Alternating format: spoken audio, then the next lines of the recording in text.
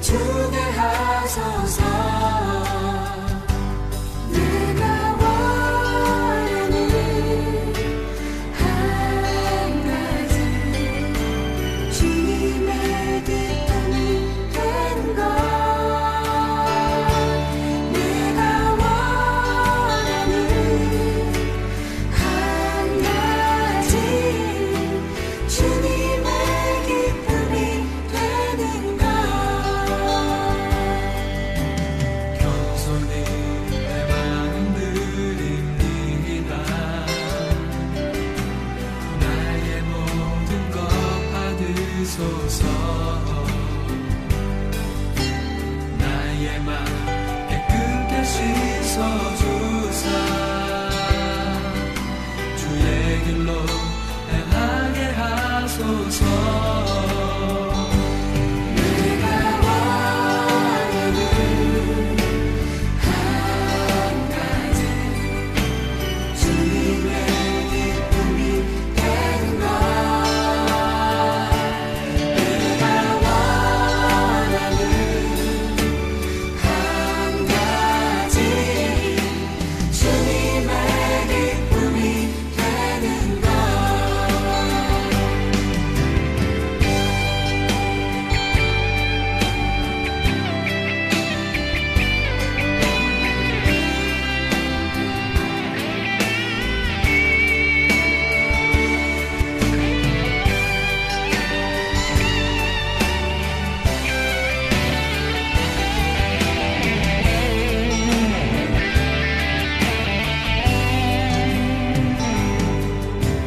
나 주님의 기쁨 내기 원하네.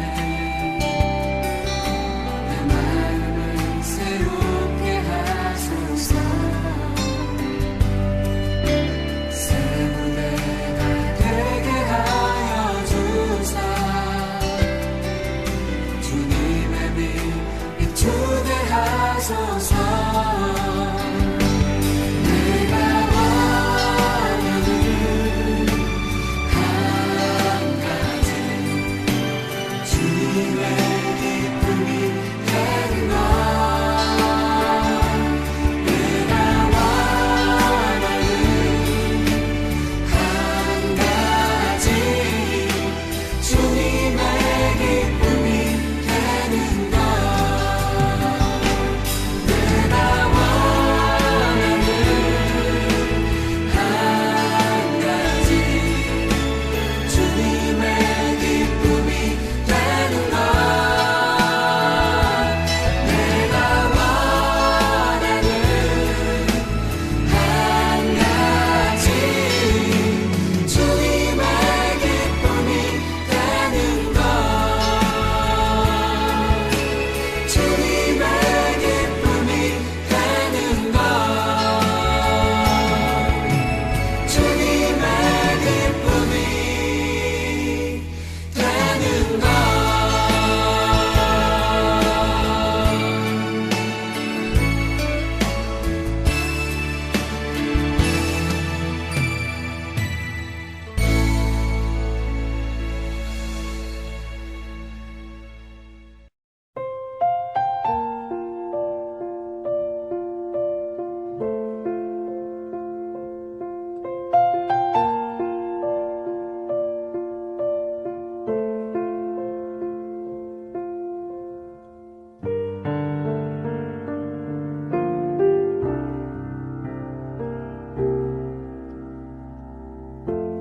삶의 작은 일에도 그 마음을 알기 원하네. 그 길, 그 좁은 길로 가기 원해. 나의 작음을 알고 그분의 크심을 알며 소망 그 깊은 길로 가기 원하네.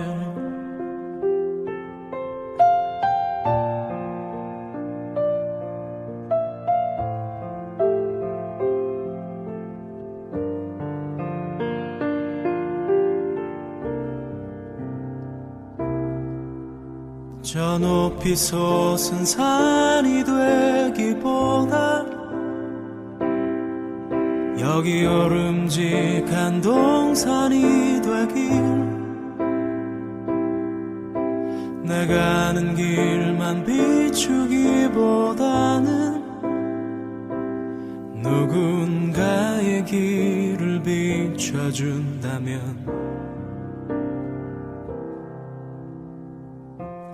내가 노래하듯이 또 내가 얘기하듯이 살길 난 그렇게 죽기 원하네 삶의 한 절이라도 그분을 닮기 원하네 사랑 그 높은 길로 가기 원하네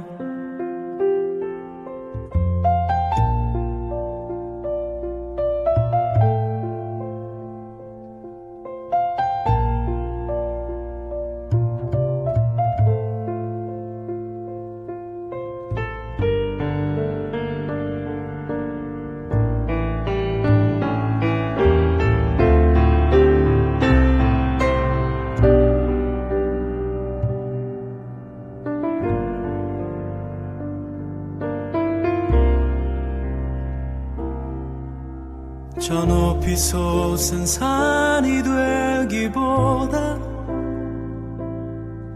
여기 오름직한 동산이 되길 내가 아는 길만 비추기보다는 누군가의 길을 비춰준다면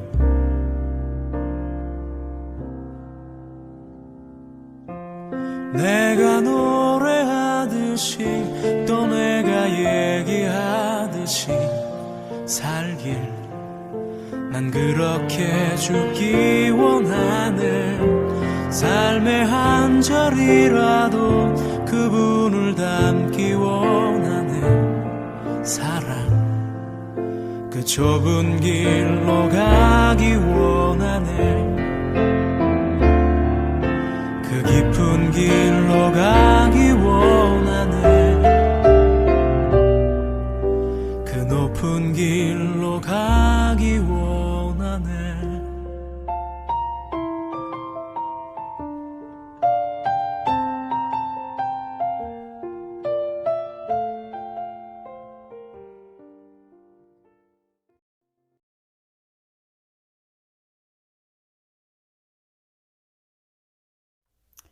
할렐루야, 오늘도 역사의 주관자 되시며 지혜의 근본이 되시는 참 좋으신 나의 하나님을 찬양합니다.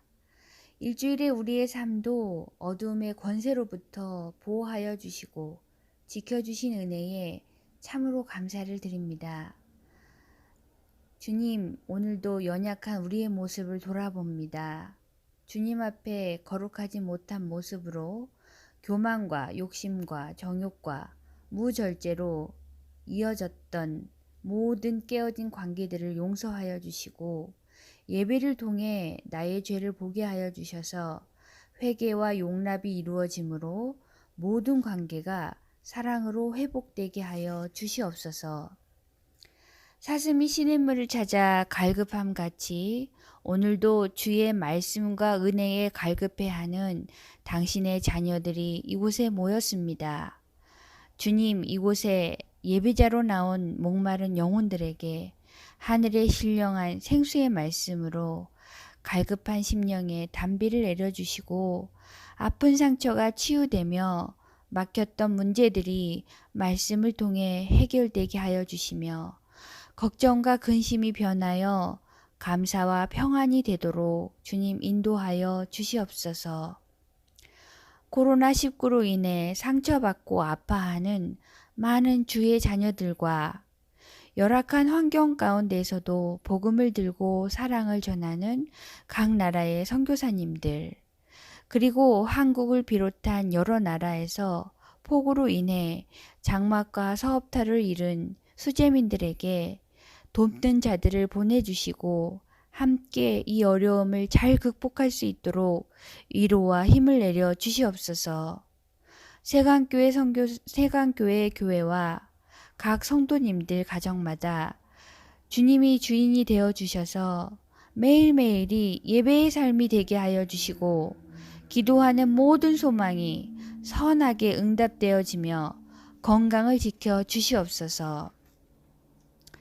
주님의 영이 임하여 자녀들은 예언을 하며 청년들은 환상을 보며 노인들은 꿈을 꾸는 놀라운 일들이 각 가정마다 일어나게 하여 주시옵소서. 오늘도 말씀을 받습니다. 성령님 오시옵소서. 이 시간을 덮으시옵소서.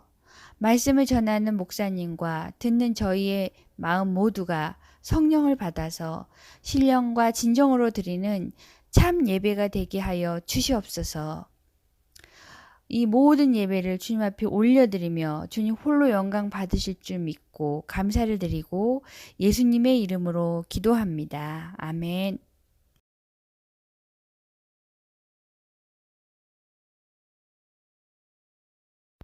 얼마 후 유대인들의 명절이 되어 예수님께서는 예루살렘으로 올라가셨습니다. 예루살렘에 있는 양의 문 근처에 기둥 5개가 있는 연못이 있었습니다. 거기에는 히브리 말로 베데스다라고 쓰여 있었습니다. 이곳에는 병약한 사람, 암 못 보는 사람, 걷지 못하는 사람, 다리를 저는 사람 등 많은 병자들이 누워 있었습니다. 거기에는 38년 된 병을 앓아온 한 남자가 있었습니다. 예수님께서는 그 남자가 누워 있는 것을 보시고 그가 아주 오랫동안 병을 앓아온 사람이라는 것을 아셨습니다. 그래서 그에게 물으셨습니다. 낫기를 원하시오? 병든 사람이 대답했습니다. 선생님, 물이 움직이기 시작할 때 제가 연못 안으로 들어갈 수 있게 도와주는 사람이 없습니다. 제가 물 속으로 들어가려고 하면 다른 사람이 저보다 앞서서 물 속으로 들어가곤 합니다. 그때 예수님께서 말씀하셨습니다. 일어나서 당신의 침상을 들고 걸어가시오. 그 즉시 그 남자는 병이 나았습니다. 그는 그의 침상을 들고 걸어가기 시작했습니다. 그런데 그날은 안식일이었습니다. 그래서 유대인들이 병이 나은 그 남자에게 이렇게 말했습니다. 오늘은 안식일이요. 안식일에 당신이 침상을 들고 가는 것은 율법을 어기는 일이요. 그러자 그 남자가 대답했습니다. 나를 고쳐주신 분이 나에게 침상을 들고 걸어가라 하고 말씀하셨습니다. 당신에게 침상을 들고 걸어가라고 말한 사람이 도대체 누구요? 라고 유대인들이 다시 물었습니다. 그러나 병 고침을 받은 사람은 어떤 사람이 자기를 고쳐주었는지 알 도리가 없었습니다. 왜냐하면 그곳에는 많은 사람이 있었고 예수님께서는 이미 군중 속으로 사라진 뒤였기 때문입니다. 얼마 후 예수님께서는 성전뜰에서 그 남자를 만나 그에게 말씀하셨습니다. 보시오, 당신은 이제 다시 건강해졌으니 더 악한 일이 당신에게 닥치지 않게 다시는 죄를 짓지 마시오. 그 남자는 그 자리를 떠나 유대인들에게 가서 자신을 고쳐주신 분이 예수님이라고 말했습니다. 예수님께서는 안식일에 이러한 일을 하셨기 때문에 유대인들은 예수님을 핍박하기 시작했습니다. 그러나 예수님께서는 그들에게 이렇게 말씀하셨습니다. 내 아버지께서 지금까지 항상 일하시니 나도 일한다. 이 말 때문에 유대인들은 더더욱 예수님을 죽이려고 안달하였습니다. 그것은 그분이 안식일을 범할 뿐만 아니라 하나님을 자기의 친아버지라고 불러 자기를 하나님과 동등하게 여기고 있기 때문이었습니다. 아멘. 할렐루야. 우리 이 시간 다 같이 이렇게 인사했으면 좋겠습니다. 사랑하고 축복합니다. 사랑하고 축복합니다. 아멘. 오늘 말씀을 보면 예수님께서는 명절에 예루살렘으로 다시 올라가신 모습을 볼 수 있습니다. 이 명절을 예수님의 전도 여행을 시간적으로 계산하면 켈빈은 오순절이라고 하고 다른 많은 학자들은 유월절이라고도 말하기도 합니다. 어쨌든 이 명절에 예수님은 예루살렘에서 양의 문, 즉 양들이 드나들 때 사용하는 문 근처에 있었던 베데스다라는 연못에서 38년 동안 오랜 시간을 중병에 시달리던 한 사람을 만나게 됩니다. 38년 동안 몸을 혼자서는 움직이지 못할 정도의 큰 병을 가졌던 이 병자는 그 당시 청사가 내려와서 베데스다의 연못에 그 물을 움직이게 할 때 이 베데스다 연못에 들어가면 병을 치료받을 수 있다는 민간에 내려온 이야기를 믿고 그 연못 근처에서 오랜 시간을 기다렸던 것 같습니다. 그런데 이 병자는 워낙 중병을 앓고 있었기 때문에 이 연못에 들어가지 못하고 언제나 다른 사람에게 그 기회를 빼앗길 수밖에 없었습니다. 사랑하는 성도 여러분, 한번 생각해 보시기 바랍니다.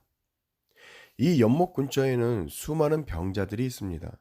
어떤 사람들은 조금 더 가벼운 병을 앓고 있어서 스스로 움직일 수 있는 사람이 있는가 하면 어떤 사람은 이 38년 된 병자처럼 그 병이 너무 심하여 혼자서는 결코 움직이지 못하는 사람들도 그곳에 있었을 것입니다.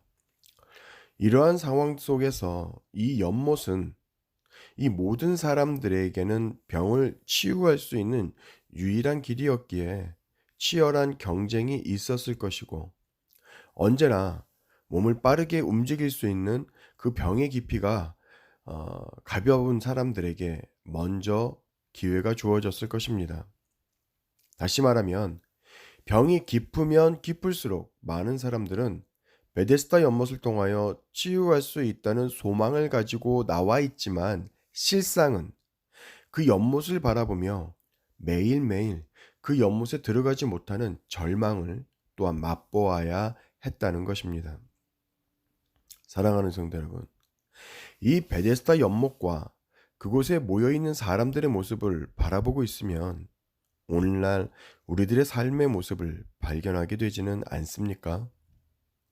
치열한 경쟁 속에서 하루하루를 어제보다는 더 나아진 오늘의 삶을 살아가기 위해서 다른 사람보다 먼저 올라가기 위해서 성공하기 위해서 나보다 더 연약한 사람들을 더 어려운 사람들을 외면하고 오직 나의 더 나아짐을 위한 삶을 살아가는 그런 우리들의 모습은 있지 않습니까?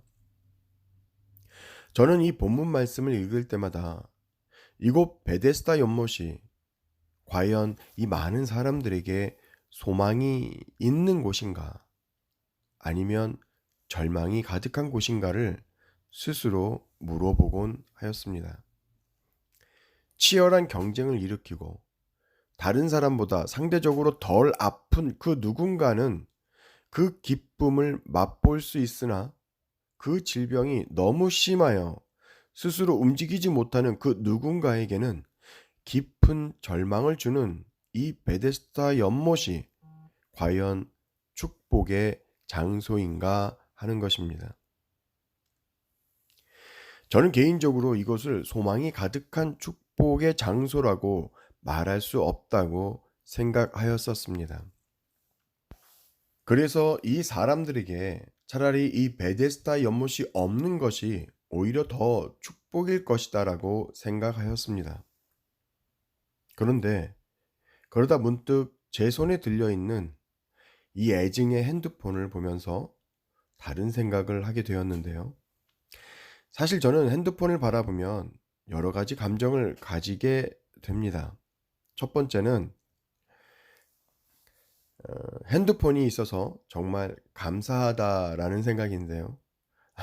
그것은 제가 전자기기를 좋아하기도 하지만 핸드폰으로 인해서 편하게 많은 사람들과 연락도 할 수 있고 또 이 핸드폰으로 다양한 앱을 가지고 설교도 녹음하고 또 영상을 만들어서 지금과 같은 이 팬데믹 상황에 영상으로라도 예배를 드릴 수 있도록 도와주고 있는 동역자와 같은 역할을 하고 있기 때문에 때로는 이 핸드폰을 볼 때 정말 감사하다, 고맙다라는 생각이 들 때가 많이 있습니다.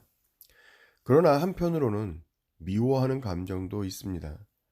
왜냐하면 우리 아이들이 이 핸드폰을 너무 사랑한 나머지 공부를 등한시하거나 또는 나가서 친구들과 유익한 시간을 보내기보다는 하루 종일 집에서 핸드폰만 붙들고 있는 그 모습을 바라보면 그 아이들의 모습을 통해서 이 핸드폰이 너무 미워지는 그런 마음이 또한 있기 때문에 그렇습니다.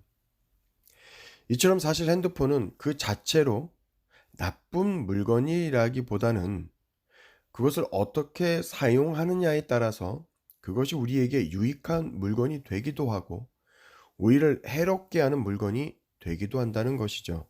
다시 말하면 핸드폰 자체가 문제가 아니라 그것을 사용하는 사람들에게 문제가 있었다는 것입니다.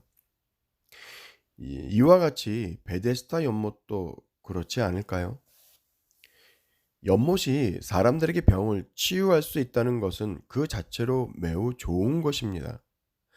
그러나 그것을 계속해서 모든 사람들에게 다 좋은 장소로 다가오게 만드는 것은 연못이 할 수 있는 것이 아닙니다. 오히려 그곳을 사용하는 사람들에게 달려 있다고 말할 수 있을 것입니다.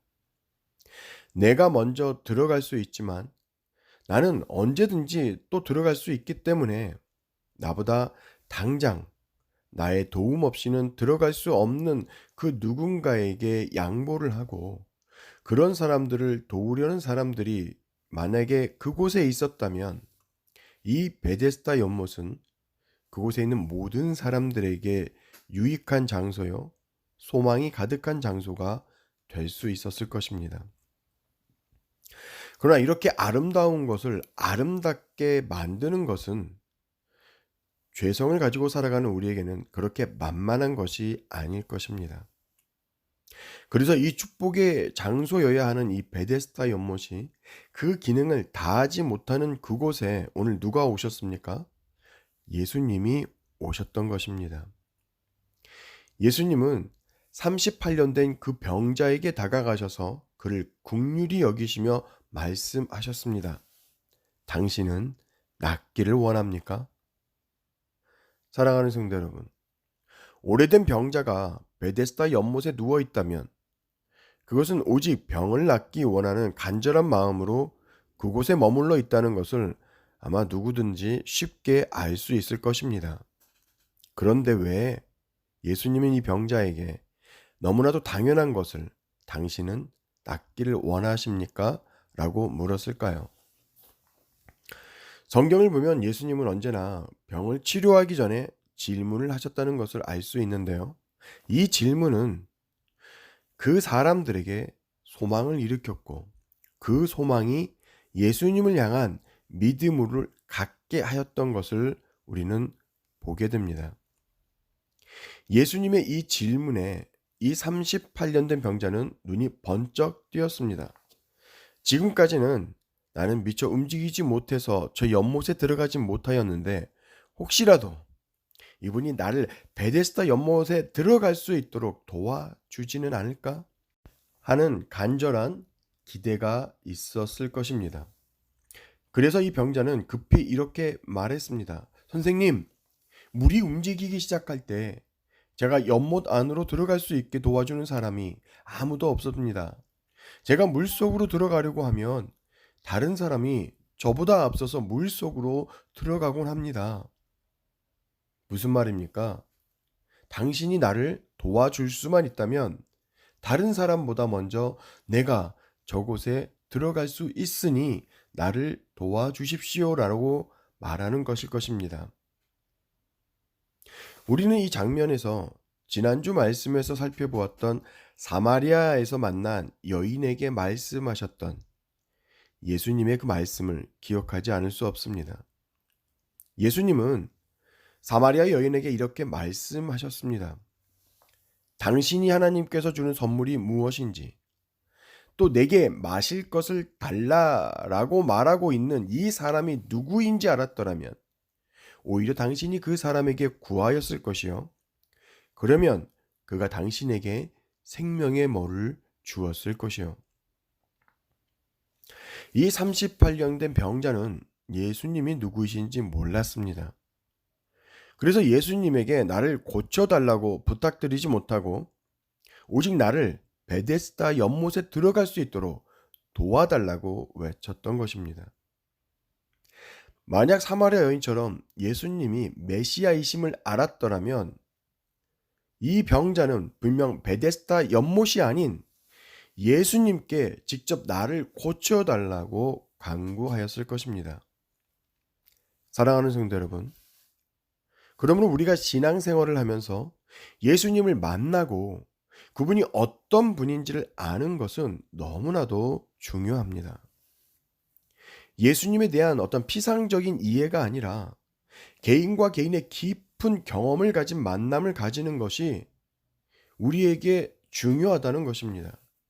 이러한 경험은 우리로 하여금 흔들리지 않는 믿음을 가지게 하는 밑거름이 될 것이고, 그런 만남의 경험이 저와 여러분에게 더 반석 위에 우리의 신앙을 세워가는 축복이 될 것입니다.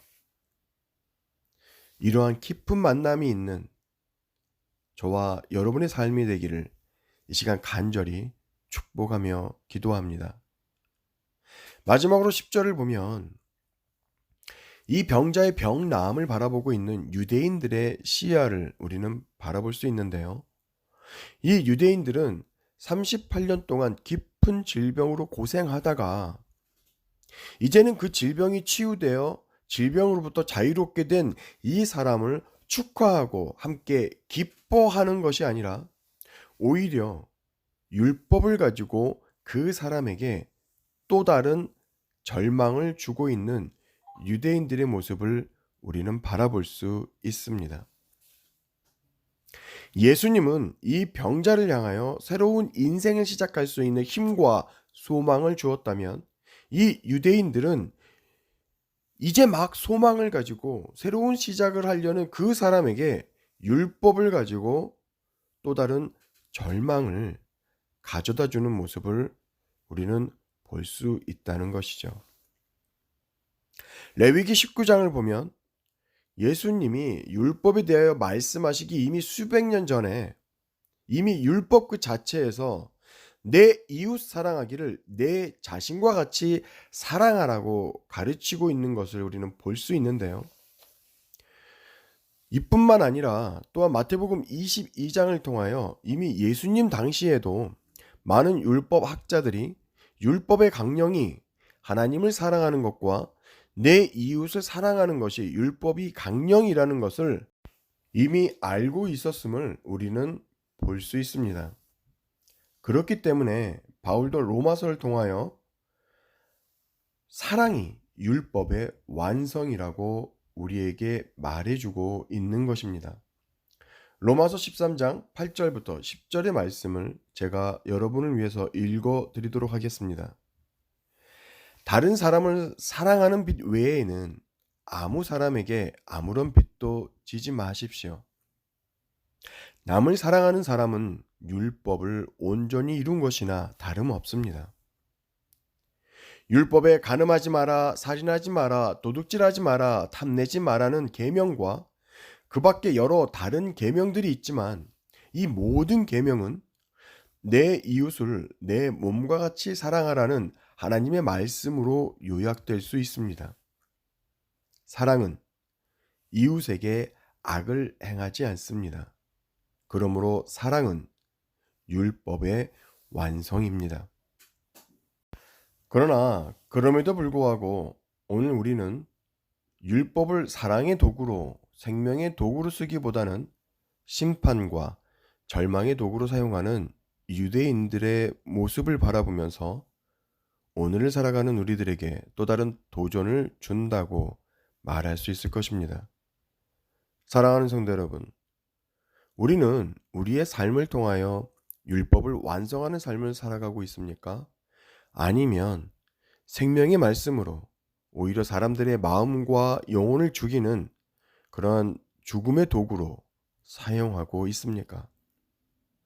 저와 여러분의 삶을 통하여 생명이 흘러가고 있습니까? 아니면 아픔과 고통이 흘러가고 있습니까?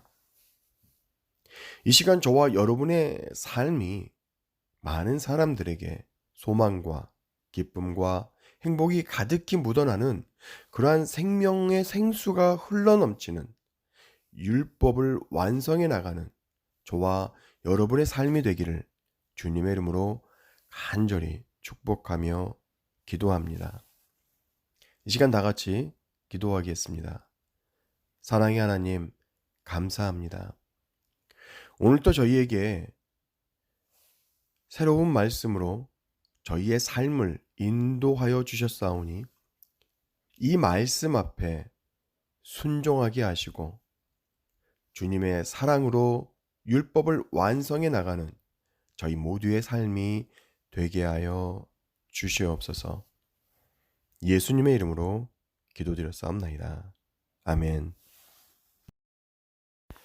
이제는 우리 주 예수 그리스도의 은혜와 아버지 하나님의 극진하신 사랑과 성령 하나님의 감화 감동 충만케 하시는 놀라운 은혜의 역사가 주신 말씀 앞에 순종하여 사랑으로 율법을 완성해 나가기로 결단하는 저들 위해 지금으로부터 영원토록 함께하여 주시옵기를 간절히 축복하며 기도하옵나이다. 아멘.